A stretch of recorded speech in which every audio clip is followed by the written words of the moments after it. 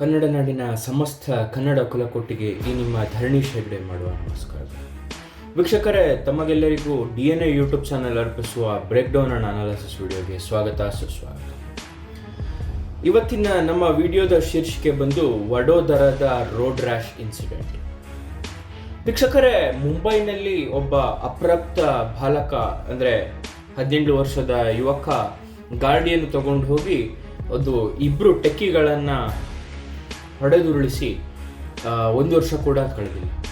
ಅದಾಗಲೇ ಇವಾಗ ನಿನ್ನೆ ಬರ್ತಕ್ಕಿರುವಂತಹ ನ್ಯೂಸ್ ಏನಂದರೆ, ವಡೋದರಾದಲ್ಲಿ ರಕ್ಷಿತ್ ಚೌರಾಸಿಯಾ ಅಂತಕ್ಕಂತಹ ಹುಡುಗ ಎಣ್ಣೆ ಅಥವಾ ಏನು ಮತ್ತು ಮಾಡಿದ್ನೋ ಗೊತ್ತಿಲ್ಲ, ಏನು ನಶೆ ಮಾಡಿದ್ನೋ ಗೊತ್ತಿಲ್ಲ, ಆ ಇಂಟಾಕ್ಸಿಕೇಟೆಡ್ ತಲೆಯಲ್ಲಿ ಒಂದು ಕೊಲೆ ಹಾಗೂ 4 ಜನರಿಗೆ ಇಂಜೂರ್ ಮಾಡಿದ್ದಾನೆ. ಬನ್ನಿ ವೀಕ್ಷಕರೇ, ಈ ವಿಷಯದ ಕುರಿತಾಗಿ ಡೀಪ್ ಆಗಿ ಅನಾಲಿಸಿಸ್ ಮಾಡೋಣ. ವೀಕ್ಷಕರೇ, ಈ ರಕ್ಷಿತ್ ಚೌರಾಸಿಯಾ ಅಂತಕ್ಕಂಥವನು UPಯ ವಾರಾಣಸಿಯ ಹುಡುಗ, ಲಾ ಸ್ಟೂಡೆಂಟ್ ಆಗಿದ್ದು ವಡೋದರ ಗುಜರಾತ್ನಲ್ಲಿ ಲಾ ಓದ್ತಾ ಇರ್ತಾನೆ.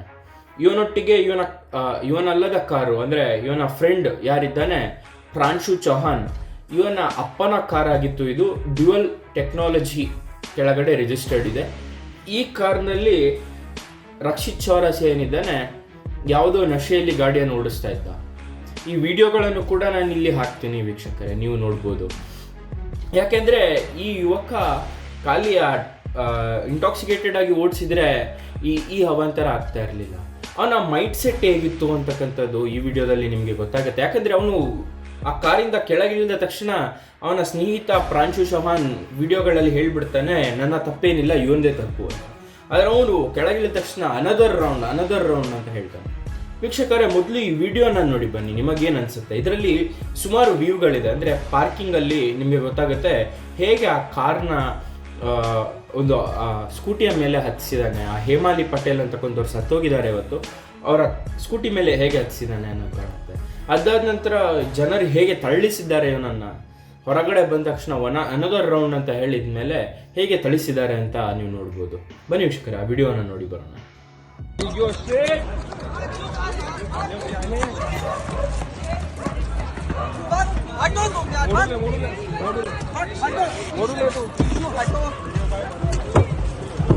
पागल है साला, उधर करो उधर, मेरा कुछ नहीं है, वो चला रहा है.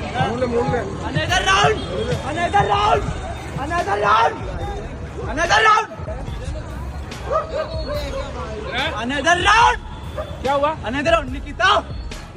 निकिता मेरी अंकल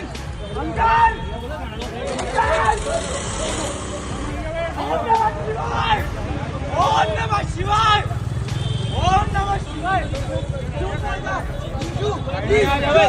प्लीज जो 3 जन मर गए तेरी वजह से. पकड़ी रखो.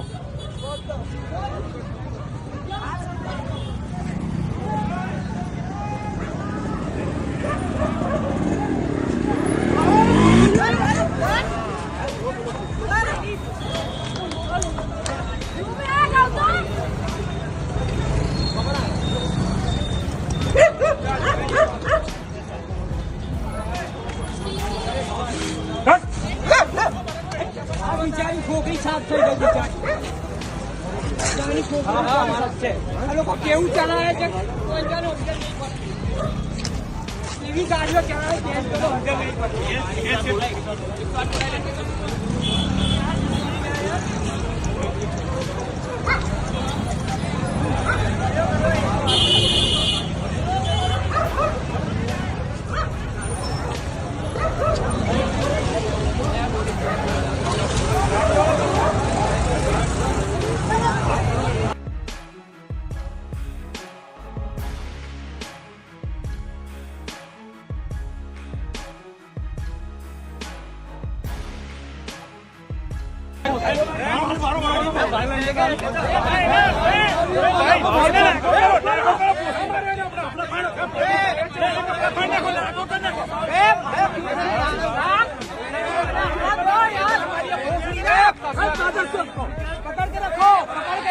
ನೋಡಿದ್ರಲ್ಲ ವೀಕ್ಷಕರೇ, ಈ ರಕ್ಷಿತ್ ಚೌರಾಸಿಯನ್ನ ಒಡಾಸಿಟಿ ಅಂದರೆ ಒಂದು ಕ್ರೈಮ್ ಮಾಡಿದ್ದಾನೆ, ಡ್ರಿಂಕ್ ಆ್ಯಂಡ್ ಡ್ರೈವ್ ಅಥವಾ ಏನೋ ಇಂಟಾಕ್ಸಿಕೇಟೆಡ್ ಇದ್ದಾನೆ, ಇದ್ದಾದ್ರೂ ಕೂಡ ಕೆಳಗಿಳಿದ್ಬಿಟ್ಟು ಅನದರ್ ರೌಂಡ್ ಅಂತ ಹೇಳ್ತಾ ಇದ್ದಾನೆ. ಅದ್ಯಾವುದೋ ನಿಖಿತಾ ಅಂತಕ್ಕಂಥ ಹುಡುಗಿಯ ಹೆಸರನ್ನು ಹೇಳ್ತಾ ಇದ್ದಾನೆ.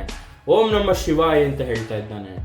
ಇವನ ತಲೆಯಲ್ಲಿ ಆಗ ಇಂಟಾಕ್ಸಿಕೇಟೆಡ್ ಏನಿತ್ತು, ಕೆಳಗಿಳಿದ ತಕ್ಷಣ ಅನದರ್ ರೌಂಡ್ ಅಂತ ಹೇಳ್ತಕ್ಕಂತಹ ಮನಸ್ಥಿತಿಗೆ ಹೇಗೆ ಬಂದ, ಇದೆಲ್ಲ ಗಣನೀಯ ಆಗ್ತದೆ. ಯಾಕಂದರೆ ಅಲ್ಲಿ ಕೊಲೆ ಆದದ್ದು ಒಂದು ಹೆಂಗಸು, ಒಂದು ಮಗು ಇಂಜರ್ಡ್ ಆಗಿದೆ, ಮತ್ತು ಇನ್ನೂ 4 ಜನ ಇಂಜರ್ಡ್ ಆಗಿದೆ. ಯಾಕಂದರೆ ಆ ಕಾರ್ ಬಂದಂತಹ ವೇಗ ಆಗಿತ್ತು, 120-130 ಸ್ಪೀಡ್ನಲ್ಲಿ ಬಂದಿದೆ. ಯಾಕೆ ನಮ್ಮ ಸರ್ಕಾರಗಳು ಈ ನಿಟ್ಟಿನಲ್ಲಿ ಕುಡಿದು ಓಡಿಸುವಂತಹ ಜನ ಏನಿದ್ದಾರೆ, ನಮಗೆ ಗೊತ್ತಿದೆ ಎಲ್ಲೆಲ್ಲಿ ಜನ ಕುಡಿತಾರೆ. ಅಂದರೆ ಬಾರಿಗಳಿವೆ, ಈ ರೆಸ್ಟೋರೆಂಟ್ಗಳಿವೆ, ಪಬ್ಗಳಿವೆ, ಅಲ್ಲೆಲ್ಲ ಜನರು ಕುಡಿತಾರೆ. ಅಲ್ಲಿಂದ ಹೊರಗೆ ಬರಬೇಕಾದ್ರೆ ಅಲ್ಲೇ ನಿಂತ್ಕೊಂಡು ಪೊಲೀಸವರು ಆ ಬ್ಲೋವರನ್ನು ಹಿಡಿದ್ಬಿಟ್ರೆ ಯಾರೂ ಡ್ರೈವ್ ಮಾಡ್ಕೊಂಡು ಹೋಗಲ್ಲ. ಅವರ ಪಾಡಿಗೆ ಟ್ಯಾಕ್ಸಿನೋ ಏನಾದರೂ ಮಾಡ್ಕೊಳ್ಳಿಕ್ಕೆ ಹೆಲ್ಪ್ ಆಗುತ್ತೆ. ಅದನ್ನು ಬಿಟ್ಟು ಅವರು ಡ್ರೈವ್ ಮಾಡೋದಲ್ಲದೆ, ಅವರು ಹಾನಿ ಆಗೋದಲ್ಲದೆ, ಮುಂದೆ ನಿಯತ್ತಲ್ಲಿ ಹೋಗ್ತಾ ಇರುವಂತಹ, ಅಂದರೆ ಲೀಗಲ್ ಆಗಿ ಡ್ರೈವ್ ಮಾಡ್ತಾ ಇರುವಂತಹ ಜನರಿಗೂ ಅವರು ಆಪತ್ಕಾರಿಯಾಗಿದ್ದಾರೆ. ಈ ಹೇಮಾಲಿ ಪಟೇಲ್ ಏನು ಇವತ್ತು ತೀರ್ಕೊಂಡಿದ್ದಾರೆ, ಅವರು ಹೋಲಿಗಾಗಿ ಹೊರಗಡೆ ಬಂದು ಬಣ್ಣ ತಗೊಂಡು ಮನೆಗೆ ಹೋಗ್ತಾ ಇದ್ದಂತಹ ವ್ಯಕ್ತಿ. ಅವರ ಹಣೆ ಬರಹ ಈಗಾಗತ್ತೆ ಅಂತ ಅವ್ರಿಗೆ ಹೇಗೆ ಗೊತ್ತಿತ್ತು?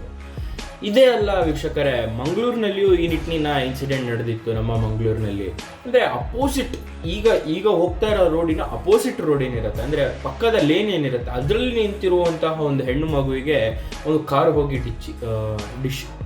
ಡ್ಯಾಶ್ ಆದದ್ದು ಇನ್ಸಿಡೆಂಟ್ ನಡೆದಿದೆ. ಈ ನಿಟ್ಟಿನಲ್ಲಿ ನಾವು ನೋಡಿದರೆ ಯೂತ್ಸ್ನ ತಲೆ ಏನಾಗಿದೆ, ಏನು ತಗೊಳ್ತಾ ಇದ್ದಾರೆ ಇವ್ರುಗಳು. ಡ್ರಗ್ಸ್ ಮತ್ತು ಆಲ್ಕೋಹಾಲನ್ನು ನಿಷೇಧ ಮಾಡಬೇಕು ಅಂತ ಎಷ್ಟೋ ಚಳವಳಿಗಳು ನಡೆಯುತ್ತೆ, ಎಷ್ಟೋ ಕಡೆ ಬ್ಯಾನ್ ಹಾಕಿರ್ತಾರೆ, ಪ್ರೊಹಿಬಿಟೆಡ್ ಅಂತ ಹಾಕಿರ್ತಾರೆ. ಆದರೂ ಕೂಡ ಈ ಯುವಕರಿಗೆ ಅಥವಾ ಈ ಸಮಾಜ, ಯೂತ್ ಸಮಾಜ ಏನಿದೆ, ಏನು ಕಮ್ಯುನಿಟಿ ಏನಿದೆ, ಇವರ ಕೈಗೆ ಈ ಇಂಟಾಕ್ಸಿಕೇಟೆಡ್ ಅಂಶಗಳು ಹೇಗೆ ಸಿಗ್ತಾ ಇದೆ ಅಂತಕ್ಕಂಥದ್ದು ದೊಡ್ಡ ಪ್ರಶ್ನೆಯಾಗಿದೆ. ಯಾಕಂದರೆ ಈ ರಕ್ಷಿತ್ ಚೌರಾಸಿಯಾ ಏನು ಅನ್ಫರ್ಡ್ ಅಂತ ಹೇಳ್ತೇವಲ್ಲ, ಅಂದರೆ ಓದದೇ ಇರುವಂತಹ ವ್ಯಕ್ತಿಯ ಅಲ್ಲ.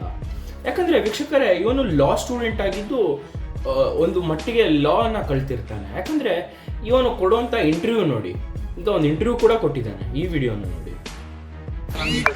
सर हम लोग स्कूटी से आगे आ रहे थे, पूरी काली बाग चौराहे पे चौधरी पे देखेंगे ये गड्ढा हुआ है, और हम लोग जब राइट लेने का स्पेस था उस टाइम एक स्कूटी थी और एक कार था. तो उसके बाद जैसे ही हम लोग अंदर घुसे तो कार छू गई और एयर बैग खुल गया. जैसे एयर बैग खोला कुछ आगे का देखा नहीं और गाड़ी अपने आप ही डीरेल हो गई. कितनी स्पीड में थी गाड़ी? 50 की स्पीड से और गड्ढा दिखाई दिया, लेकिन तुझको 7 बंदे नहीं दिखाई दिए? 7 बंदे थे, एक स्कूटी थी और एक कार थी. बंदे तो वहाँ पे थे ही नहीं, वही तो बात है, मुझे कुछ आइडिया नहीं. उसके बाद हमें सीधे आगे कुछ पता ही नहीं चला क्या हुआ. तो सूरज के घर आपने पार्टी किया था?